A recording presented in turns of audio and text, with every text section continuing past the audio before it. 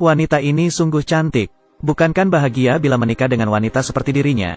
Namun kenyataannya tidak. Karena istrinya begitu cantik, sang suami pun mulai kehilangan rasa percaya dirinya. Ia pernah mengambil dompet istrinya ketika istrinya sedang mandi. Takut jika istrinya diam-diam selingkuh di belakangnya. Bahkan setiap kali istrinya keluar rumah, ia akan diam-diam membuntutinya dari belakang. Melihat sang istri pergi kemana, tindakannya ini sebenarnya tidak salah. Selain cantik, istrinya juga memiliki sikap yang ramah, sehingga ia sangat mudah bergaul. Seringkali istrinya itu diajak oleh teman prianya pergi bermain bersama. Tapi setiap kali sang suami bertanya siapa sebenarnya pria itu, sang istri selalu menjawab bahwa pria itu adalah sahabat dekatnya. Dalang adalah seorang bos dari sebuah kota wisata. Ia secara tidak sengaja diperkenalkan oleh temannya kepada Jin Lian. Keduanya pun jatuh cinta, lalu akhirnya menikah. Jin Lian adalah gadis tercantik di kota kecil itu. Dalang merasa dirinya lah yang paling bahagia di dunia ini. Mereka pun akhirnya dikaruniai buah hati. Bentuk tubuh Jin Lian tetap tidak berubah meski telah melahirkan. Malah, dirinya menjadi semakin cantik dan feminim. Berkat paras cantiknya, sang suami pun menerima tamu yang banyak di kota liburannya itu. Hari itu bagian resepsionis sangatlah sibuk. Sang suami juga mendengar tawaan istrinya samar-samar di samping lobi. Dalang pun membuka pintu dan masuk. Ia pun melihat Jin Lian tengah berduaan bersama pria tak dikenal. Pria itu bernama Simen, anak dari seorang pengusaha kaya raya, yang sering mampir ke kota itu. Belum sempat berbicara sekata, sang istri langsung memberitahu bahwa mereka tengah menonton film, dan mereka sengaja mematikan lampu supaya lebih seru. Setelah itu, ia memperlihatkan muka jeleknya pada Dalang, seakan-akan membuang jauh-jauh permasalahan ini. Hati Dalang sebenarnya gusar. Namun ia juga tidak enak hati untuk banyak bertanya. Selang beberapa hari, istrinya itu pun kepergok pulang bersama seorang bapak-bapak, membawa sejumlah kado di tangannya. Bapak itu juga merupakan tamu di kota tersebut. Bahkan sebelum pergi, bapak itu masih sempat mencium tangan Jin Lian di depan Dalang, dan mengajaknya lain kali untuk jalan-jalan bersama lagi. Sejak itu, Dalang semakin merasa ada yang tidak beres dengan istrinya. Mumpung istrinya sedang mandi, ia pun membuka kado yang diberikan bapak-bapak tadi. Ternyata adalah sebuah tas bermerek. Sehabis mandi, istrinya berdandan begitu cantik, dan menggunakan rok panjang yang seksi. Ia berkata akan pulang ke rumah orang tuanya. Hati Dalang menjadi gelisah. Apakah perlu dandan secantik itu jika hanya ingin pulang ke rumah orang tua? Jadi, ia pun membuntuti istrinya itu dari belakang. Penasaran kemana sebenarnya sang istri akan pergi. Benar saja, sang istri berjalan melewati rute yang janggal. Ini bukanlah jalan pulang menuju rumah orang tuanya. Saat itu juga, Simen tiba-tiba muncul di hadapannya. Dalang pun bergegas mengejarnya. Setelah melihat sekeliling, istrinya dan Simen telah menghilang. Untuk membuktikan apakah istrinya berbohong, ia pun mendatangi rumah orang tua istrinya itu. Tak lama kemudian, terdengar suara istrinya dari belakang. Ia berkata bahwa orang tuanya sedang tidak ada di rumah. Karena itu, Dalang pun tidak bisa banyak bicara. Lagi pula, ia tidak punya bukti apa-apa. Sampai suatu hari, Jin Lian kembali menghilang.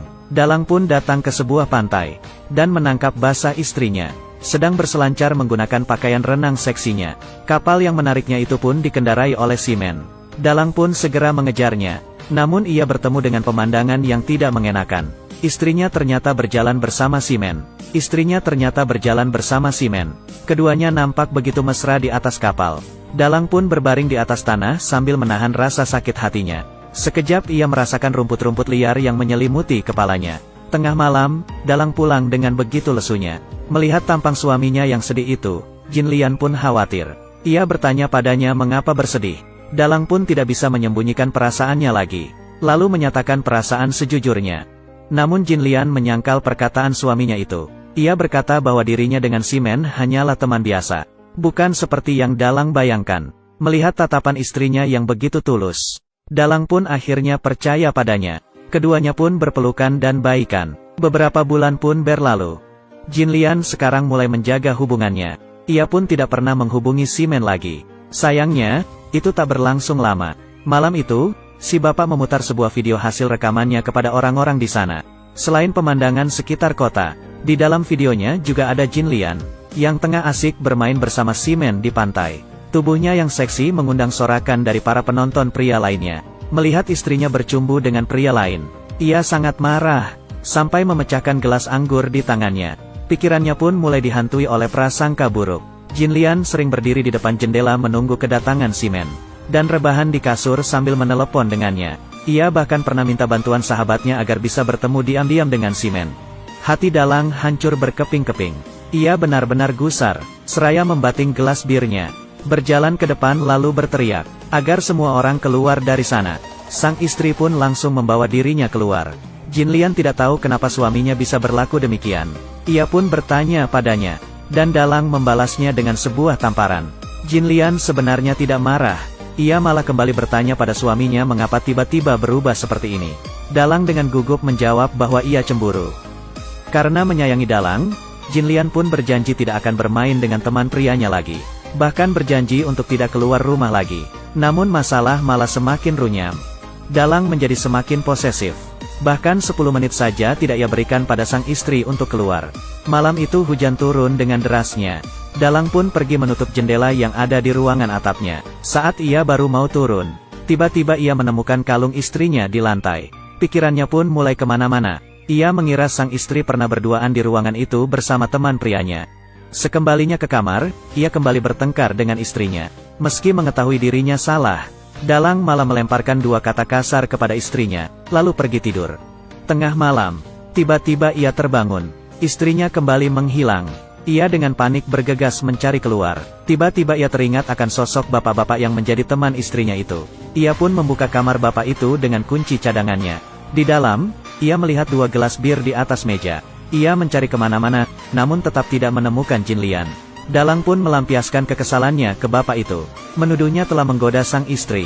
Dan bahkan ia pun mengusir bapak itu. Bapak itu sangat marah, dan berjanji tidak akan bermain ke kotanya lagi. Sekembalinya ke kamar, ia menemukan Jinlian yang tengah berdiri di samping ranjang menunggunya. Teringat kejadian barusan, Dalang merasa terusik. Ia pun memarahi Jinlian. Dan pertama kalinya ia bertindak kasar kepada istrinya. Sikap Dalang berubah 180 derajat. Agar istrinya tidak kemana-mana, ia bahkan mengunci pintu kamar. Kala itu Jinlian hampir depresi. Ia bahkan sampai mengandalkan obat agar bisa tertidur. Dalang yang kian menggila itu tidak pernah tenang. Bahkan ketika istrinya tertidur, ia sampai mengikat kedua tangan Jinlian di ranjang. Di mata Dalang, istrinya yang dulu masih polos dan lugu, kini telah berubah menjadi seperti pelacur yang tidak dapat dikendalikan. Di dalam pikirannya, ia membayangkan sang istri selalu bercumbu dengan pria asing.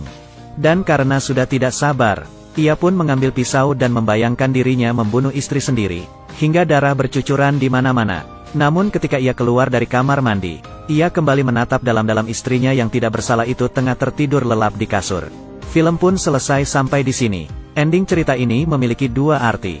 Menurut kalian, siapa di antara mereka berdua yang sebenarnya bersalah? Kutunggu jawaban dari kalian, ya.